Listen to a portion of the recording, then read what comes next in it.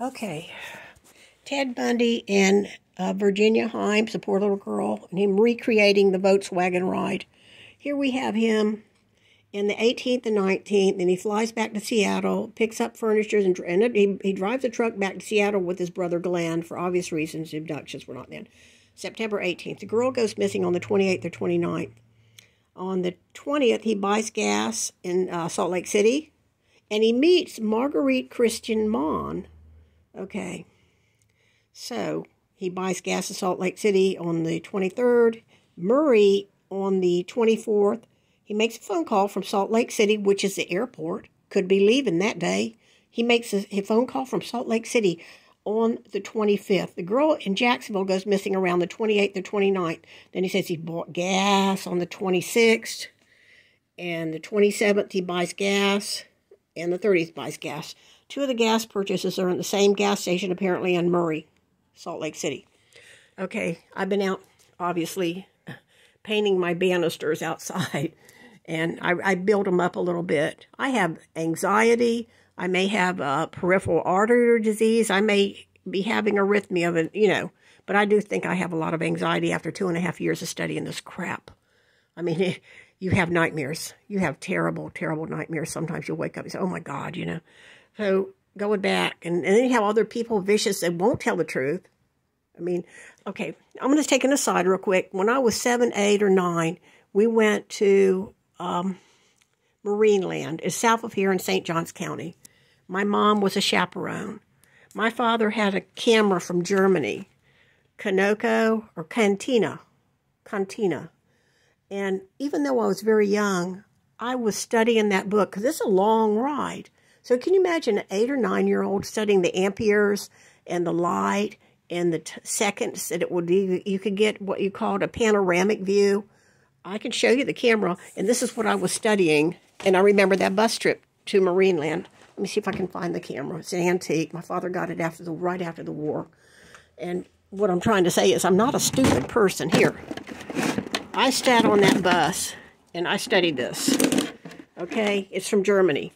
And the amazing thing is later, it says Zeiss icon, okay? And I studied what you could do with this thing. And even then, at 8, 9, or 10, I was amazed at the things that this thing could do. And it's all mechanical. There's no technical. My father got it after the war,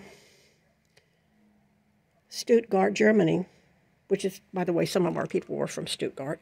But anyway, what I'm trying to say is I remember things. I remember that trip. See this light meter here? And you could go and you could actually slide it like you're going across a football field and get the entire stadium in a panoramic view. Okay, so I wasn't a stupid person back in 67. I was 12 years, 9 months. I'm not making it up. I'm not crazy. But anyway, I was out there painting and rebuilt the banister a little bit, see? Anyway. He didn't have to do this thing where I said, well, maybe Glenn went in and pretended he studied white-collar crime, and he forged the ski tickets, remember? He studied white-collar crime, and I just got to thinking, they talk about fishing, and he went to some gas station, and maybe Marguerite Vaughn was there with him. Maybe he bought her lunch or something. So he's got this pretty blonde girl in his Volkswagen. He says, look, I'm not supposed to be here, but my boss doesn't expect me here till the 30th. But I came early to visit this hot girl, and he tells some story. And maybe went to 3 gas stations. He may have a cash and his credit card. So he says, look, I'm going to go buy and he bought small amounts. Even for that time, they were small amounts. It wasn't like $9 or $10, like $2, $3, $2.44. I mean, even back in the 70s, that's still a little bit, right? I mean, it wasn't like you're filling your tank up. So anyway, he points out to her, he says, I'm not supposed to be here till the 30th. What I want you to do, be a bud. Look, just put this in your wallet. I'll sign it. You used to have this thing and they slide it like that. So he signs it and he does buy the $2.44. And he knows the guy from high school. He said, look, just hold on to it and put it through 2 days from now or a day or 2 from now. I want it to, will you help me that way? That way, if anybody's checked my girlfriend back in Oklahoma, wherever, my girlfriend back in Tacoma, I don't want her to find out about this, so whatever.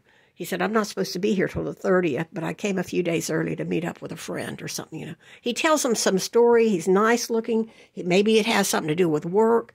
And maybe he does it 4 times. 2 of the clerks actually do it. One on the 25th or 26th and one on the 27th, making it look like he's scurrying around Salt Lake City when really around the 25th. He's out of Dodge. He's in Salt Lake City, made that phone call, got on his airplane and headed to Jacksonville, goes up to Hilltop or goes up to the north side. By the way, we had one Volkswagen place who were repair and rentals, probably Hilltop. It was on Lamb Turner. This poor girl was on Main Street, and she was in a red Volkswagen. The couple that saw him on the side of the road said they were on New Kings Road, headed north towards some national park. And the guy, it looked like they were stranded, so they pulled over. It was back in the day. We didn't have but 300,000 people, so it was back in the day. And they pulled over to see if they could assist. And they looked in the back windshield, and they swear to God it was a Virginia Helms, and she was dazed and she was on the floorboard of the back seat on a Volkswagen. A small child, and she couldn't get up. It was like her eyes were darting back and forth. They said, then when they were to approach the guy and said, what can we help you? He jumped in the driver's side and took off and left some kind of gym bag. I mean, I'm sorry. That is his M.O. to the T. And he might have been trying to recreate our hitchhiking ride from back in the day.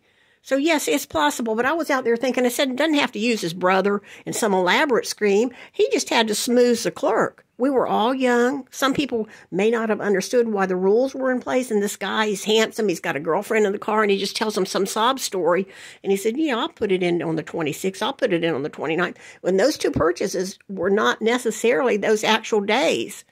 He just had somebody, and he may have hit 3 or 4 places, and 2 of them are in Murray. So he may have actually known to smooth that clerk up several times. All right. Thank you. It's another more primitive way to do something. I'm sure you could slide that through a day or 2 later. And it gets chunked up. There are a lot of gas purchases in the time. All right. Bye-bye.